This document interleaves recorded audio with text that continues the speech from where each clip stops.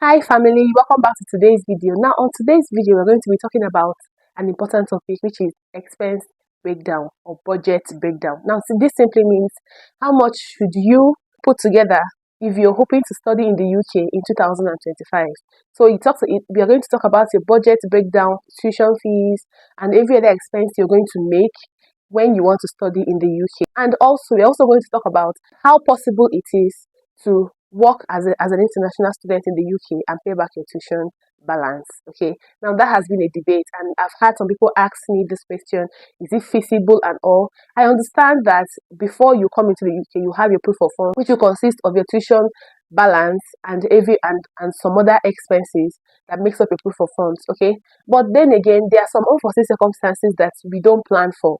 Okay, sometimes it comes in the form of accommodation. Yes, it comes from accommodation and also transportation. So we tend to use up most of the money that we keep aside for our tuition balance, and then we hope to work in the UK and pay back this tuition balance. Is it possible? I'm going to talk about this in this video. Okay.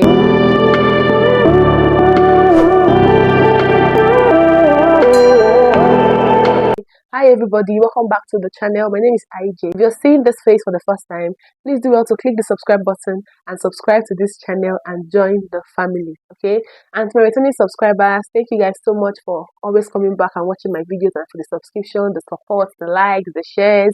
I see all of your love and I am really grateful. So to dive straight right into the video for today, budget breakdown. Now, how much do you need to put together if you want to study in the UK as an international student in 2025? The first thing you should consider or you should think about is your tuition. How much is your tuition fee? How much is the initial deposit? And how much is the repayment plan? Okay, so always search for schools that have low tuition. I've always said it before. I've said it several times in previous videos. Go for schools with low tuition because it's going to really help you in your repayment plans. Right now, if your school fees is £10,000 or £12,000 or within that range, from 10,000 to 15,000 pounds is considered considerate. Okay, so that range is considered considerate. You can go for them. Now, most of these schools are going to ask you to pay maybe half of this amount as initial deposit before you get your cars and before you can apply for a visa. Now, the balance of your tuition is going to go into what is called the proof of funds. Budget your tuition fee to be around 10,000 to 15,000 pounds or 16,000 pounds at most. Please don't go for schools that are more expensive than 16,000 pounds. It is going to be very, very difficult to pay back. Even if you have a lot of money kept, you can also get this same experience and the same certificate in more cheaper schools. They are cheaper schools. Just search for them. Okay, I don't advise anybody to go for schools that are more expensive than 16,000 pounds because you'll be so stressed and it's always so difficult. I'm going to use the word difficult. So please always try to go for schools, apply to schools that are of considerate tuition fees. Okay, now another thing you're going to consider is going to be your visa application fee. The visa application fee is £490, okay, for each applicant. So whether you're an adult or you are a child, the visa fee is £490. So you're going to include £490 plus your tuition fee. Now, that is the second thing you're going to think about. Okay. Now, this the visa fee is not a flat out rate for all category of visa applications. No. Now, this £490 is for the normal 15 working days visa application. Okay. But if you're going for the category of priority or the category of super priority, those are different prices. They are not constant. Okay, they change from time to time. So when you want to apply for this type of visas, you're going to get to know how much you're going to pay for those categories. But the £490 is just the flat out rate for the normal 15 working days visa application. I hope you understand what I'm saying. Now, the next thing you're going to also budget is going to be your IHS fee. Now, this is your health charge or the health fee you pay before you leave your home country. Your immigration health surcharge is £1,035. Right now, this is for 1 year. So if you're going for a course that spans through 2 or 3 years, you're going to multiply this amount times the 3 years or times the amount of years you're going to study in the UK. Do you understand what I'm saying? Now, the first thing you're going to consider is going to be your tuition fee. Second is going to be your visa application fee, and third is going to be your IHS fee. All this are things are expenses you're going to make, and you can't run away from them. Okay. Now, the next thing you're also going to think about is going to be your flight and every other thing, and that one is completely up to you. The next thing you're going to talk about is going to be your living expenses. Now, if you're going to study in the UK and you're going to London, that is a different living expense. Living in London is more expensive than living outside London. So if you're going to Scotland, you're going to Wales, any other part of UK which is outside London, the living expenses is cheaper. Now, currently, the living expenses for those going to London is £1,334, and living expenses is calculated for 9 months, not 12 months. It's calculated for 9 months.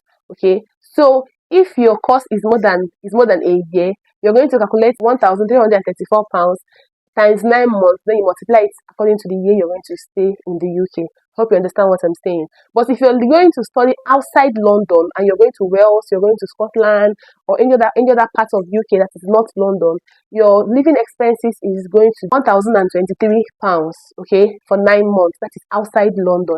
Now, this is the current fee for living expenses, but in January 2025, it is going to be increased. From January 2025, the living expenses both for London and outside London will increase. Now, London is going to be £1,483. So if you're going to London from 2025 January, you're going to pay £1,483. But if you're studying outside London, you're going to pay £1,136. Okay. So currently, if you know you want to study in the UK, I would advise start now to start putting together your proof of funds and every other thing, so you can leave before 2025. Because if you want to start in 2025, the living expenses is going to increase both in London and outside of London. Okay, I hope you understand me. Now, how do you build your proof of funds? It is really, really easy. I've had some questions also concerning how to build proof of funds and how much you should budget for proof of funds. What makes up your proof of funds is your tuition balance and your living expenses. Okay, now let's break it down. If your tuition fee is £15,000, I'm making an example, £15,000, and you're supposed to pay your initial deposit of £7,000, you know you're left with £8,000, right? That is your tuition balance. Now, this amount is going to go into your account in your local currency, and then you include your living expenses. So if you're going to London to study, £1,334, that is if you start now to start building your proof of funds, it's going to be £1,334. But if you're starting in January, it's going to be £1,483. That is for people going to London. Now, if also you're studying outside London, currently, if you want to start building your proof of funds now, your living expenses is going to be included with the £8,000 balance of your tuition, and is going to be £1,023. But if you want to start in January 2025 to start building your proof of funds or start putting together your proof of funds, it's going to be £1,136. So that is what makes your proof of funds. Then your proof of funds is going to be in your account for 28 working days, and you calculate this proof of funds into your local currency. Now, we know how exchange rate is fluctuating, it's not constant, and that is also a cause of worry for most people. Now, what I would advise is that you include like maybe 100 naira. That is if you're a Nigerian, and you're going to use this to calculate also in your own local currency. So I'm using Nigeria as an example because I'm a Nigerian. So you're going to include like 200 or 300 naira extra in each exchange in each amount that you exchange into your local currency, so you don't have a shortfall. Because when you use the exact amount at the time you are changing this money into your local currency, if you use the exact amount at that time, maybe when the UKVI is going to attend to your visa application, the exchange rate might have increased and you're going to have a shortfall, and that is going to be a reason why you're going to be rejected visa. Okay, so all this is very important for you to note. I'm rushing this video because I don't want it to be very long. This is the breakdown of your entire expenses. Okay, this is how much you need to keep together. Now you start from your tuition fee, and then you come down to your visa application, you come down to your IHS, and then your living expenses, and then finally your flight ticket or your flight money, whichever it is that you want to call it. Okay, now the two things that make up your proof of funds is your tuition balance and your living expenses. For your IHS and your visa application, you pay those monies in your home country before you leave, because you need to get your visa first from your home country before you think of leaving your home country. Hope you understand what I'm saying. Now, we are talking about getting a job, working in the UK, and paying back your tuition balance. Is it feasible? Is it possible? Well, first of all, you know that as an international student, you're only eligible to work 20 hours per week. And the minimum wage in the UK currently is £11 43 pence. Okay, so let's just round it up to £11. Now, if you're earning £11 every per hour and you're working just 20 hours per week, you're going to be getting £220 per week, and in a month you're going to get £880 per month. Now, depending on how much your tuition balance is, remember you're going to pay for an apartment, and the least you can get an apartment, a studio apartment or a shared apartment, is going to be from £400, maybe bills inclusive or not, but let's put it at £400. Okay, and also you need you have to take care of yourself, feeding, you have to dress up yourself, you have to pay transport to school and back, transport to work and back as well.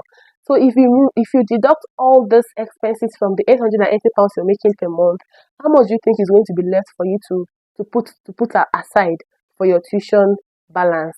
Are you saying that it's almost as saying it's impossible? Now, if you came into the UK and you have a dependent that is working full time, now that is a possibility. It's possible that it's possible that you can work and pay it back, because your dependent is allowed to work full time. Okay, so if your dependent is working full time and you're working part time, you both can combine finances, and then your tuition balance will be paid in ease or with ease. Okay, but if it's just you as a single student and you're hoping to work 20 hours per week, and with all the expenses you're going to get, you're going to sort out, and you still have money to keep aside for your tuition balance, I'm very sorry to burst your bubble. That is almost looking as if it's not going to be feasible. I'm not saying it's impossible, except you're going to deny yourself the basics. Maybe you deny yourself clothes, you deny yourself food, which is not possible, because you will need food to even go to work, you need food to study. So all these things are necessities. You need to consider all these things before you start making the plan of you thinking you're going to work in the UK and pay back your tuition balance. Okay, so this is the end of the video for on this topic, and this is the end of the video, guys. This is where I draw the curtain on this video. Please do also click the subscribe button and join the family as well. Give this video a thumbs up. Please drop your comments for me. I always like replying to comments, and I am very open to assisting you in any way you need my help. Okay, so always remember to drop your comments for me, give this video a thumbs up, subscribe to the channel, and I'll see you all in my next video. Okay, bye guys.